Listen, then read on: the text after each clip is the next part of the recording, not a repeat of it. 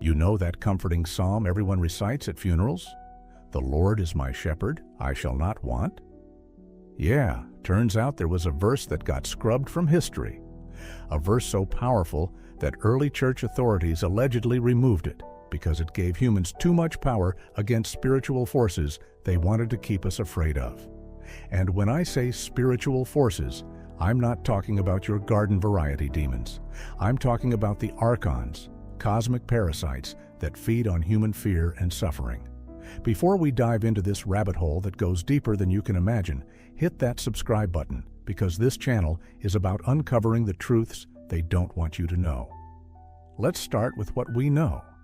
Psalm 23 as it exists today has 6 verses. It's beautiful, poetic, comforting. It talks about green pastures, still waters, or walking through the valley of the shadow of death. But here's the thing, the earliest fragments of this psalm, the ones found in Dead Sea, scroll-adjacent materials, and obscure monastery libraries, they contain 7 verses. Not 6. 7. And that 7th verse?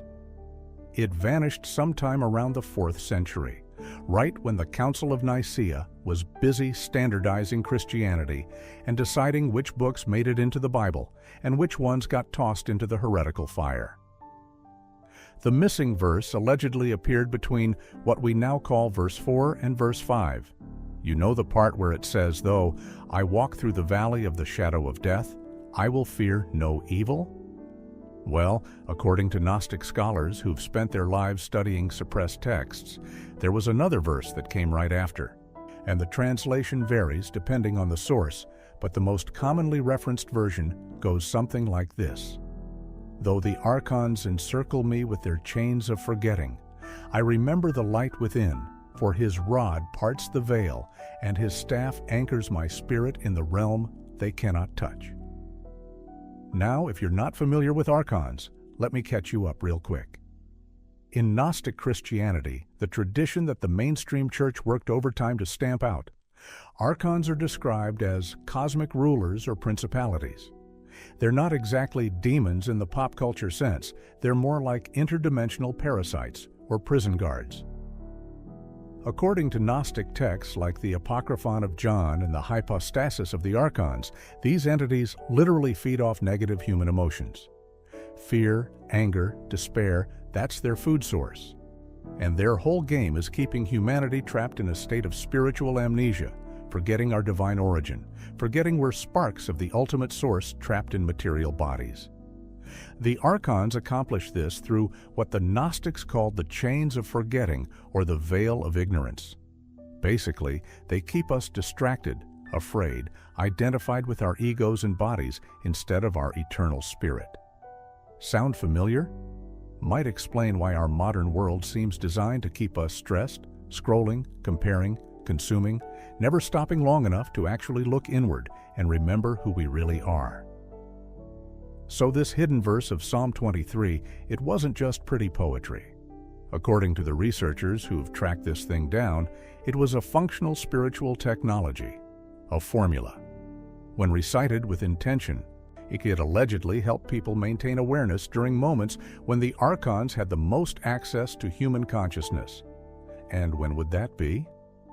During transitions, during moments of fear, and especially during death. See, the Gnostics believed that when you die, you don't automatically go to heaven or merge with divine light. First, you have to pass through the realms controlled by the archons. They're waiting there, ready to convince you to reincarnate, to forget what you learned, to come back into another cycle of suffering and feeding them. Unless you know the passwords, unless you have the protective formulas. And Psalm 23, in its complete form, was exactly that. A roadmap and a shield. Let's break down that hidden verse word by word because every part matters. Though the archons encircle me with their chains of forgetting. Right there, it's naming them. It's acknowledging these forces exist and what their tactic is. Making you forget. Forget your power. Forget your divine nature. Forget that you're more than just a meat puppet stumbling through life. By naming them, you strip away some of their power. They operate best when they're invisible, when people don't even believe they exist. I remember the light within. This part is the counterspell. The archons work through making you forget, so the antidote is remembering. Not remembering facts or memories, but remembering your true nature. That light within, that's the divine spark the Gnostics said every human carries. It's the part of you that's connected directly to the source, untouchable by material forces or spiritual predators. When you remember that, when you shift your identity from I am this scared body to I am eternal consciousness having a temporary human experience, the archons lose their grip. For his rod parts the veil and his staff anchors my spirit in the realm they cannot touch. Now this is where it gets tactical.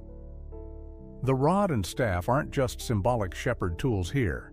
In the esoteric interpretation, the rod represents divine authority and power that literally parts the veil, the barrier between material and spiritual realms that the archons use to trap souls. The staff represents grounding and anchoring in higher consciousness, in frequencies where the archons literally cannot exist because they're beings of a lower vibrational density. You anchor yourself in that higher realm, and they can't touch you. You become invisible to them. So why would church authorities want this verse removed? Think about it. If people knew there were hostile spiritual forces actively working to keep them trapped and afraid, and more importantly, if they knew they had the power to overcome those forces, the whole control structure falls apart.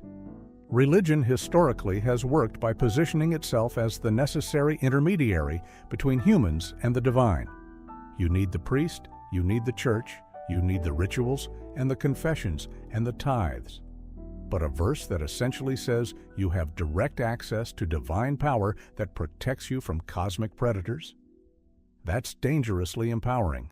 That makes every person their own spiritual authority. The 4th century was a wild time for Christianity.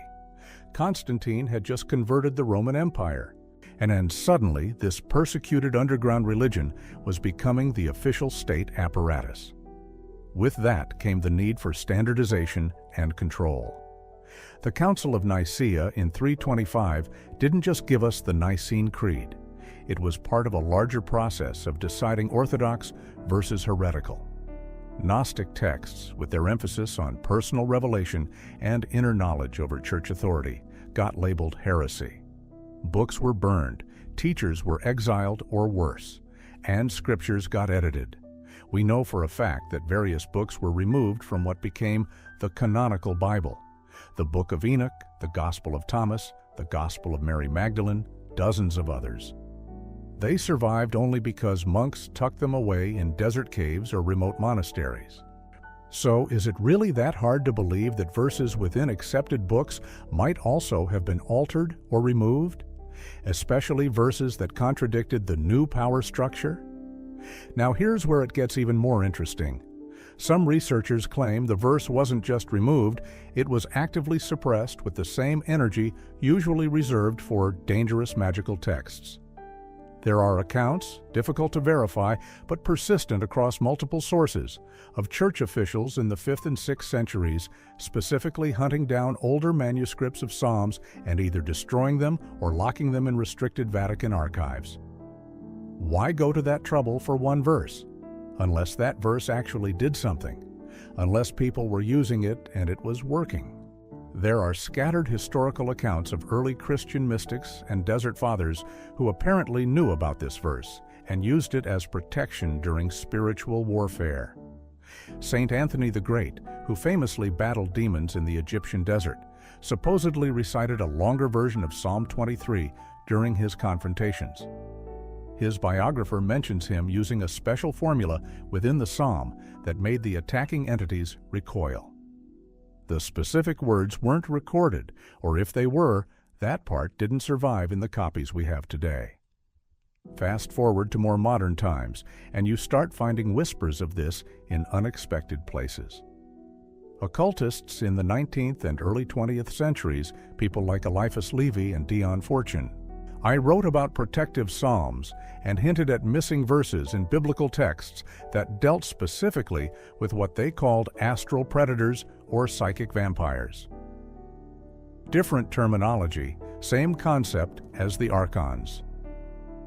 Fortune in particular wrote about spiritual entities that feed on fear and how certain ancient Hebrew formulas could create a protective barrier against them. Even Carl Jung, the famous psychologist, touched on this in his Gnostic period. He was fascinated by the archon concept and wrote about psychological complexes that act like autonomous entities, parasitically feeding off our energy and keeping us trapped in destructive patterns. He didn't explicitly mention the missing verse of Psalm 23, but he did write about how ancient wisdom traditions had practical psychological technologies disguised as religious texts. So, can you still access this verse today? Well, that's the million-dollar question. The most complete version that researchers have pieced together comes from comparing fragments from multiple sources.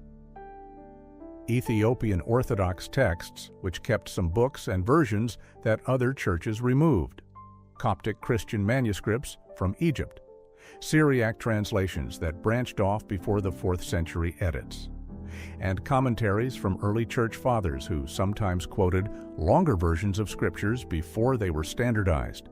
When you line all these up, that 7th verse keeps appearing in roughly the same place, with roughly the same content. But here's the thing. Just having the words isn't enough. According to the mystical traditions that preserve this knowledge, these verses are like software code. And you need to run the program correctly. That means reciting it with full understanding of what you're saying and why. It means genuinely remembering that inner light, not just intellectually knowing about it, but experientially connecting with it.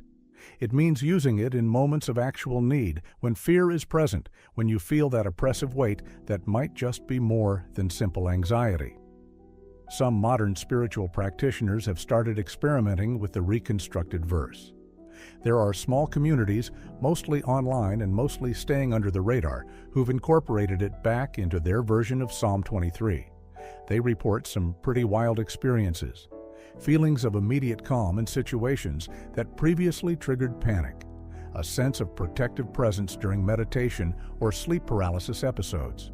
And several people have described using it during psychedelic experiences when they encountered what they interpreted as malevolent entities, and the verse allegedly helped them break free from fear loops. Now, I want to be clear, I'm not saying this is verified historical fact in the academic sense. The evidence is fragmentary and circumstantial, but the pattern is compelling. A protective verse dealing with specific spiritual entities removed during a period of religious standardization that explicitly targeted texts about those entities, and a persistent underground tradition claiming the verse had real functional power. At minimum, it's a fascinating example of how history gets written by the winners and how spiritual knowledge that empowers individuals tends to get suppressed by institutions that want to control the narrative. What makes this especially relevant today is that we're living in a time when a whole lot of people are waking up to the idea that maybe we've been fed incomplete information about reality. Whether you call them archons or Wetico or the shadow government or just the soul-crushing weight of modern capitalism and digital addiction, there's a growing recognition that something is feeding off human suffering and fear. Something that benefits from keeping us divided, distracted, and disconnected from our deeper nature. And maybe, just maybe, our ancestors knew about this. Maybe they developed practical tools to deal with it. And maybe those tools got hidden away by people who benefited from us not having them. The beauty of a verse like this is that it costs nothing to test. You don't need to join anything or buy anything. And you can reconstruct the full psalm with the additional verse and start reciting it. See what happens. Notice if your relationship to fear changes. Notice if that background anxiety that modern life seems to generate starts to loosen its grip. The original Psalm 23 in its complete form might have been one of humanity's oldest and most effective tools against psychic predation. a simple formula that reminded people of their divine nature and gave them a way to anchor in frequencies where fear-based entities can't survive. The fact that it was removed tells you how dangerous real spiritual empowerment is to control systems, both earthly and otherwise. So here's my challenge to you. Look into this yourself. Don't just take my word for it. Research the Gnostic texts. Look into what the early church actually removed and why. Read about the archons from primary sources like the Nag Hammadi library. And try reciting the complete psalm with the restored verse. Though the archons encircle me with their chains of forgetting, I remember the light within, for his rod parts the veil, and his staff anchors my spirit in the realm they cannot touch. Say it when you're afraid. Say it when that crushing weight of modern existence feels too heavy. Say it and remember what you actually are underneath all the programming. You might be surprised what happens when you remember you're not prey. You're sovereign, eternal consciousness. And you always have been. If this resonated with you, drop a comment about your own experiences with spiritual protection or any encounters with forces that seem to feed on your fear. And make sure you're subscribed because we're just getting started uncovering what they hoped would stay buried forever. The thing that really gets me when I dig into this stuff is how it connects to things happening right now in our world. We're living through an unprecedented time of information overload, constant crisis cycles, and what I can only describe as coordinated psychological warfare disguised as news and entertainment. Algorithms designed to keep you scrolling, outraged, comparing yourself to impossible standards. Our attention spans are fragmenting, our nervous systems are stuck in fight or flight, and our capacity to just sit quietly and remember who we are underneath all the noise is actively being eroded. That's not accidental. Whether you believe in literal archons or you're just recognizing that certain systems and structures benefit from keeping humanity in a state of fear and disconnection, the end result is the same. We're being fed. Our emotional energy is being harvested. Our potential for spiritual awakening is being suppressed through distraction and division. And the tools that might help us break free, the ones our ancestors preserved in sacred texts and oral traditions, they've been systematically buried or discredited or repackaged in ways that strip them of their actual power. What's particularly insidious is how modern psychology and neuroscience have started to validate some of this without using the same language. We now know that chronic stress literally shrinks the hippocampus and makes you more suggestible. And we know that fear makes people easier to manipulate and control. We know that disconnection from meaning and purpose is correlated with depression, addiction, and all kinds of self-destructive behavior. And we know that practices that reconnect people to something larger than themselves, meditation, prayer, even just spending time in nature away from screens, they literally change brain chemistry and improve resilience. The mechanism might be described differently than the Gnostics would describe it, but the functional reality is the same. When you're anchored in something bigger than your ego and its fears, when you're remembering your connection to the divine or to nature or to something transcendent, you become harder to feed on, you become less controllable, you become free. That's why I think the suppression of this verse and others like it wasn't just about church politics in the 4th century. I think it was about something deeper, something that understood intuitively or literally that certain knowledge, when activated in human consciousness, has the power to break people free from systems of control. And whether those systems are managed by human institutions, cosmic entities, or a combination of both, the stakes are high enough that comprehensive historical suppression campaigns make sense. Consider also that we're not just talking about one verse or one psalm. We're talking about a pattern. The Gnostic rejection of the material world as fundamentally controlled by hostile forces who wanted to keep humanity imprisoned and ignorant.